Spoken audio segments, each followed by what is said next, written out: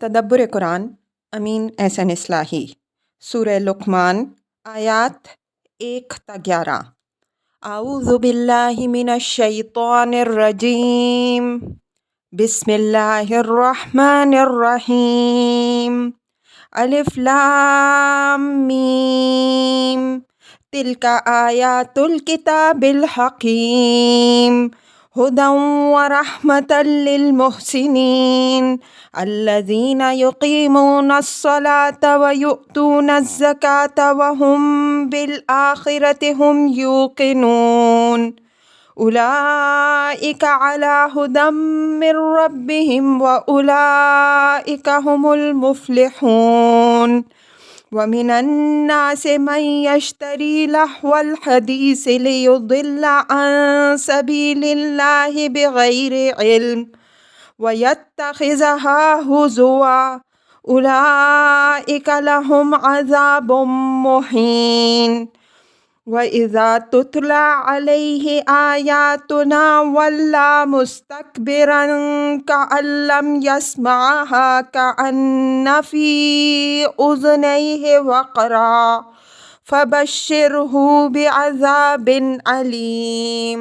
إِنَّ الَّذِينَ آمَنُوا وَعَمِلُوا الصَّالِحَاتِ لَهُمْ جَنَّاتُ النَّعِيمِ خَالِدِينَ فِيهَا وَعْدَ اللَّهِ حَقًّا وَهُوَ الْعَزِيزُ الْحَكِيمُ۔ خَلَقَ السَّمَاوَاتِ بِغَيْرِ عَمَدٍ تَرَوْنَهَا وَأَلْقَى فِي الْأَرْضِ رَوَاسِيَ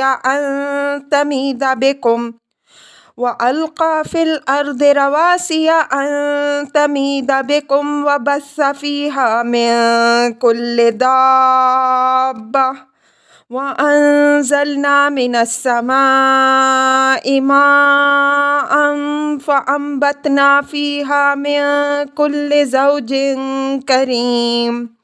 هَذَا خَلْقُ اللَّهِ فَأَرُونِي مَاذَا خَلَقَ الَّذِينَ مِن دُونِهِ بَلِ الظَّالِمُونَ فِي ضَلَالٍ مُبِینٍ۔ ترجمہ: یہ الف لام میم ہے، یہ پرحکمت کتاب کی آیات ہیں، ہدایت و رحمت بن کر نازل ہوئی ہیں خوب کاروں کے لیے، ان کے لیے جو نماز کا اہتمام کرتے اور زکوٰۃ دیتے ہیں اور آخرت پر یہی لوگ یقین رکھتے ہیں، یہی اپنے رب کی ہدایت پر ہیں اور یہی فلاح پانے والے ہوں گے۔ اور لوگوں میں سے ایسے بھی ہیں جو فضولیات کو ترجیح دیتے ہیں تاکہ اللہ کی راہ سے گمراہ کریں بغیر کسی علم کے اور ان آیات کا مذاق اڑائے۔ یہی لوگ ہیں جن کے لیے ذلیل کرنے والا عذاب ہے۔ اور جب ان کو ہماری آیتیں سنائی جاتی ہیں تو اس طرح متکبرانہ اعراض کرتے ہیں گویا ان کو سنا ہی نہیں، گویا ان کے کانوں میں بہرا پن ہے۔ تو ان کو ایک دردناک عذاب کی خوشخبری سنا دو۔ البتہ جو لوگ ایمان لائے اور انہوں نے نیک اعمال کیے ان کے لیے نعمت کے باغ ہوں گے جن میں وہ ہمیشہ رہیں گے۔ یہ اللہ کا وعدہ پورا ہو کے رہے گا اور وہ غالب و حکیم ہے۔ اس نے بنایا آسمانوں کو بغیر ستونوں کے جو تمہیں نظر آئیں اور زمین میں پہاڑ گاڑ دیے کہ وہ تمہارے سمیت لڑھک نہ جائیں اور اس میں ہر قسم کے جاندار پھیلائے۔ اور ہم نے آسمان سے پانی اتارا پس اس میں نو بنو فیض بخش چیزیں پیدا کیں۔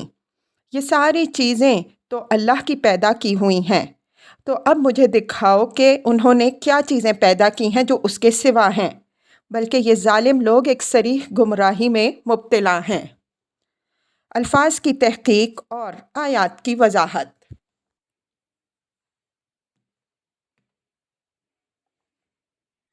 الف لام میم حروف مقطعات پر ایک جامع بحث سورہ بقرہ کی تفسیر میں گزر چکی ہے۔ تلک آیات الکتاب الحکیم ہدی ورحمۃ للمحسنین۔ تلکا کا اشارہ الف لام میم کی طرف ہے۔ اس سورہ کا قرآنی نام یہی ہے۔ مطلب یہ ہے کہ یہ سورہ ایک پرحکمت کتاب کی آیات پر مشتمل ہے، لیکن حکمت کے جواہر ریزوں کا قدردان ہر شخص نہیں ہوتا۔ ان کی قدر کرنے والے وہی ہوں گے جو محسن ہوں گے۔ محسن سے مراد وہ لوگ جو خوب کار ہیں، جنہوں نے اپنے سوچنے سمجھنے کی قوتوں سے صحیح کام لیا، اپنی فطرت کی صلاحیتوں کو زندہ رکھا اور اپنی بصیرت کے حد تک جو قدم بھی اٹھایا صحیح سمت میں اٹھایا۔ فرمایا کہ ایسے لوگوں کے لیے یہ آیات ہدایت اور رحمت ہیں، وہ دنیا میں ان سے ہدایت حاصل کریں گے اور آخرت میں ان کے لیے یہ باعث فضل و رحمت ہوں گی۔ لفظ محسن پر ہم پیچھے بھی اس کتاب میں بحث کر چکے ہیں اور آگے آیت 22 میں بھی یہ آ رہا ہے، وہاں انشاءاللہ اس کی مزید وضاحت ہو جائے گی۔ اس تمہید سے یہ بات واضح ہو گئی کہ جو لوگ اس کتاب کی ناقدری کر رہے ہیں، ان کی یہ ناقدری اس کتاب کے بے قیمت ہونے کی دلیل نہیں، بلکہ یہ ان ناقدروں کی فطرت کے مسخ ہونے کی دلیل ہے۔ اس وجہ سے پیغمبر صلی اللہ علیہ وسلم کو ان لوگوں کے رویے سے بد دل نہیں ہونا چاہیے۔ الذین یقیمون الصلاۃ ویؤتون الزکاۃ وہم بالآخرۃ ہم یوقنون، یہ محسنین کی صفات بیان ہوئی ہیں اور ان کے پردے میں وہ لوگ نگاہوں کے سامنے کر دیے گئے ہیں جو اس وقت اس لفظ کے صحیح مصداق تھے۔ فرمایا کہ یہ وہ لوگ ہیں جو نماز کا اہتمام کرتے اور زکوٰۃ دیتے اور آخرت پر یقین رکھنے والے ہیں۔ وَهُمْ بِالْآخِرَةِ هُمْ يُوقِنُونَ میں ان اہل ایمان کی غایت درجے تحسین ہے، یعنی در حقیقت یہی لوگ ہیں جو آخرت پر پکا یقین رکھنے والے ہیں۔ اسی یقین کا یہ ثمرہ ہے کہ ان کو نماز اور زکوٰۃ کے اہتمام کی توفیق حاصل ہوئی ہے۔ اس سے معلوم ہوا کہ جو لوگ نماز اور زکوٰۃ سے غافل ہیں وہ در حقیقت آخرت کے یقین سے محروم ہیں، اور اگر وہ اس کے مدعی ہیں تو وہ اپنے اس دعوے میں جھوٹے ہیں۔ اولئک علی ھدی من ربہم واولئک ھم المفلحون، فرمایا یہی لوگ ہیں اس دنیا میں اپنے رب کی صراط مستقیم پر، اور یہی لوگ آخرت میں فلاح پانے والے بنیں گے۔ باقی سارے لوگ گمراہی پر ہیں اور وہ آخرت میں جہنم میں جھونک دیے جائیں گے۔ وَمِنَ النَّاسِ مَن يَشْتَرِي لَهْوَ الْحَدِيثِ لِيُضِلَّ عَن سَبِيلِ اللَّهِ بِغَيْرِ عِلْمٍ وَيَتَّخِذَهَا هُزُوًا أُولَئِكَ لَهُمْ عَذَابٌ مُّهِینٌ۔ اشتراک کے معنی جیسا کہ اس کے محل میں ہم وضاحت کر چکے ہیں، ترجیح دینے کے بھی ہوتے ہیں۔ لہو الحدیث اسی طرح کی ترکیب ہے جس طرح دوسرے مقام میں زخرف القول کی ترکیب استعمال ہوئی ہے، یہاں یہ لفظ کتاب حکیم کی آیات کے مقابل میں استعمال ہوا ہے۔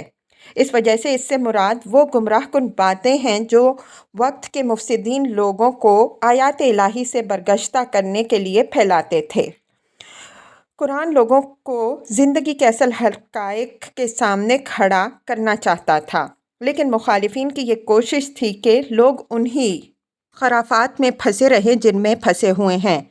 یہاں اسی صورتحال کی طرف اشارہ فرمایا ہے اور اسلوب بیان میں اظہار تعجب ہے۔ مطلب یہ ہے کہ اللہ نے تو لوگوں کی ہدایت کے لیے ایک پرحکمت کتاب اتاری ہے، لیکن لوگوں کا حال یہ ہے کہ ان میں بتیرے اس کے مقابل میں انہی فضول باتوں کو ترجیح دیتے ہیں جو ان کی خواہشوں اور بدعتوں کے لیے سند تصدیق فراہم کرتی ہیں۔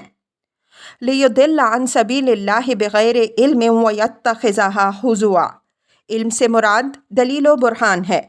آگے آیت 30 میں بھی یہ لفظ آ رہا ہے، وہاں اس کی مزید وضاحت ہو جائے گی۔ مطلب یہ ہے کہ مفسدین کی یہ تمام سعی نامراد اس لیے ہے کہ لوگوں کو اللہ کی راہ سے روکیں، حالانکہ اللہ کی راہ چھوڑ کر جس راہ پر بھی وہ چلتے رہے ہیں اور جس پر لوگوں کو بھی چلانا چاہتے ہیں اس کے حق میں ان کے پاس کوئی دلیل نہیں ہے، لیکن اس کے باوجود جسارت کا یہ عالم ہے کہ اللہ کی آیات کا مذاق اڑاتے ہیں اور اپنی بے سروپا باتوں کی تائید میں آسمان و زمین کے قلابے ملاتے ہیں۔ اولئک لہم عذاب مہین، اوپر اہل ایمان کے بارے میں فرمایا ہے کہ وہی لوگ ہدایت پر ہیں اور وہی لوگ فلاح پانے والے بنیں گے۔ اس کے مقابل میں یہ ان لوگوں کا انجام بیان ہوا ہے جو قرآن کی آیات حکمت کے مقابل میں اپنی خرافات، بدعت، ضلالت کو پھیلانے میں سرگرم تھے۔ فرمایا کہ ان کے لیے ایک نہایت سخت ذلیل کرنے والا عذاب ہوگا۔ ذلیل کرنے والا عذاب اس وجہ سے ہوگا کہ حق کے مقابل میں اپنی بات کی پچھ استکبار ہے، اور استکبار کی سزا اللہ تعالیٰ کے ہاں ذلت و رسوائی ہے۔ یہ امر یہاں ملحوظ رہے کہ عذاب اور عذاب میں بڑا فرق ہوتا ہے۔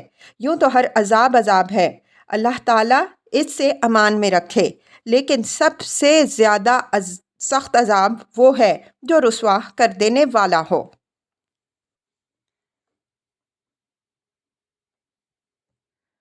وَإِذَا تُتْلَى عَلَيْهِ آيَاتُنَا وَلَّى مُسْتَكْبِرًا كَأَن لَّمْ يَسْمَعْهَا كَأَنَّ فِي أُذُنَيْهِ وَقْرًا فَبَشِّرْهُ بِعَذَابٍ أَلِيمٍ۔ یہ ان لوگوں کے استکبار کی تصویر ہے جس کے سبب سے یہ ذلت کے عذاب کے مستحق ہوں گے۔ فرمایا کہ ان کا حال یہ ہے کہ جب ان کو ہماری آیات سنائی جاتی ہیں تو یہ نہایت غرور کے ساتھ اس طرح پیٹھ پھیر کر چل دیتے ہیں گویا انہوں نے اس کو سرے سے سنا ہی نہیں، گویا ان کے دونوں کان بہرے ہیں، یعنی یہ ہماری آیات کو یک قلم ناقابل التفات سمجھتے ہیں۔ فرمایا کہ اگر ان کا پندار اس حد تک بڑھ گیا ہے کہ ہماری باتیں ان کے لیے لائق توجہ نہیں رہ گئی ہیں تو پھر ہماری طرف سے ان کو ایک دردناک عذاب کی خوشخبری سنا دو۔ مطلب یہ ہے کہ اگر معاملہ مجرد غفلت کا ہو تو اس کی اصلاح تذکیر و تنبیہ سے ہو سکتی ہے، لیکن جب تذکیر و تنبیہ کے جواب میں رعونت استکبار کا مظاہرہ ہونے لگے تو یہ مرض لا علاج ہے۔ اس طرح کے لوگ دوزخ ہی کا ایندھن بننے والے ہیں۔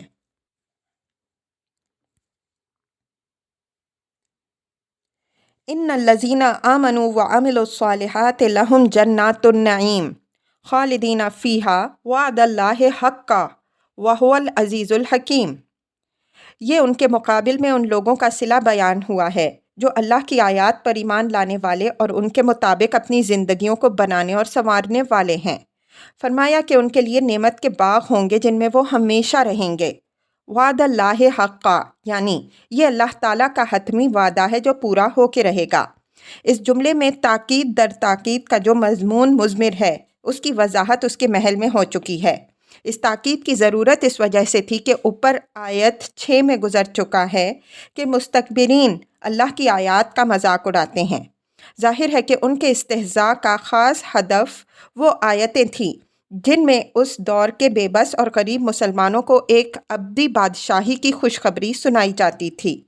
معاملے کا یہ پہلو مقتضی ہوا کہ یہ بات یہاں پورے زور اور تاکید سے کہی جائے کہ مذاق اڑانے والے اگر اس کا مذاق اڑاتے ہیں تو اڑائیں، لیکن اہل ایمان اطمینان رکھیں کہ اللہ کا یہ وعدہ پورا ہو کے رہے گا۔ وَهُوَ الْعَزِيزُ الْحَكِيمُ، یہ اسی وعدے کے حتمی ہونے پر اللہ تعالیٰ نے اپنی صفات سے دلیل پیش کی ہے۔ مطلب یہ ہے کہ اللہ تعالیٰ اگر مستکبروں اور ظالموں کو سزا اور ایمان و عمل صالح کرنے والوں کو جزا نہ دے تو اس کے معنی یہ ہوئے کہ وہ نہ عزیز ہے نہ حکیم، بلکہ العیاذ باللہ وہ ایک بالکل عاجز و بے بس ہستی ہے جس نے بالکل بے غایت و بے حکمت یہ دنیا بنا ڈالی۔ حالانکہ یہ بات بالبداہت غلط ہے۔ خدا نہ صرف عزیز و حکیم ہے بلکہ حقیقی عزیز و حکیم ہے۔ اس طرز استدلال کی وضاحت اس کتاب میں جگہ جگہ ہو چکی ہے، یہاں اشارے پر اکتفا فرمائیے۔ خلق السماوات بغیر عمد ترونها والقى في الارض رواسي ان تميد بكم وبث فيها من كل دابة فانزلنا من السماء ماء فانبتنا فيها من كل زوج كريم۔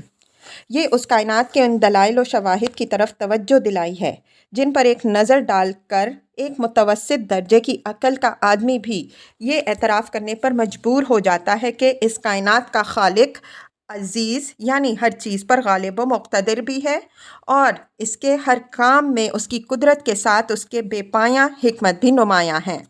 فرمایا کہ یہ اسی کی قدرت و حکمت ہے کہ اس نے آسمانوں کی یہ عظیم چھت ایسے ستونوں کے بغیر ہی کھڑی کر دی جو تمہیں نظر آئیں، اور ساتھ ہی زمین میں پہاڑ لنگر انداز کر دیے کہ یہ کہیں تمہارے ساتھ لڑک نہ جائے۔ پھر اس چھت کے نیچے اور زمین کے اوپر بے شمار قسم کے جاندار پھیلا دیے اور ان کی پرورش کے لیے آسمان سے پانی برسایا اور اس پانی سے ہر قسم کی فیض بخش چیزیں اگائیں۔ بغیر عمد ترونہا میں ترونہا عمدن کی صفت ہے، یعنی یہ عظیم چھت اس کے عظیم خالق کی کھڑی تو کی ہوئی ہے ستونوں پر، لیکن یہ اس کی قدرت، حکمت اور کاریگری کا اعجاز ہے کہ یہ ستون کسی کو نظر نہیں آتے۔ اس نے اس کائنات کے اجزائے مختلفہ کو جذب و کشش کے ایسے قوانین کے ساتھ باندھ رکھا ہے جو صرف اسی کو نظر آتے ہیں۔ زوجن کریم میں لفظ کریم کا صحیح لغوی مفہوم فیض بخش ہے۔ یہ خدا کی قدرت کے ساتھ ساتھ اس کی رحمت اور ربوبیت کی طرف اشارہ ہے کہ اس نے یہ عظیم محل اور یہ قصرے بے ستون تعمیر کر کے اس کے مکینوں کی پرورش کے لیے اپنی گوناگون نعمتوں کے انبار بھی لگا دیے۔ ھذا خلق اللہ فارونی ماذا خلق الذین من دونہ بل الظالمون فی ضلال مبین۔ مطلب یہ ہے کہ یہ ساری چیزیں تو اللہ کی بنائی ہوئی ہیں اور تم کو بھی یہ اعتراف ہے کہ یہ اللہ کی بنائی ہوئی ہیں، تو اب بتاؤ کہ تم اس کے سوا دوسری چیزوں کو جو پوجتے ہو تو انہوں نے کیا پیدا کیا ہے اور ان کا کیا کارنامہ ہے کہ تم نے خدا کی خدائی اور اس کے حقوق میں ان کو بھی شریک بنا دیا ہے۔ بل الظالمون فی ضلال مبین، یہ ان کے منہ پھیر کر ان کے حال پر اظہار افسوس کیا گیا ہے کہ ان ظالموں کے پاس اس حرکت کے جواز کی کوئی دلیل تو ہے نہیں جسے وہ پیش کر سکیں، بلکہ ایک کھلی ہوئی گمراہی ہے جس میں وہ پڑے ہوئے ہیں۔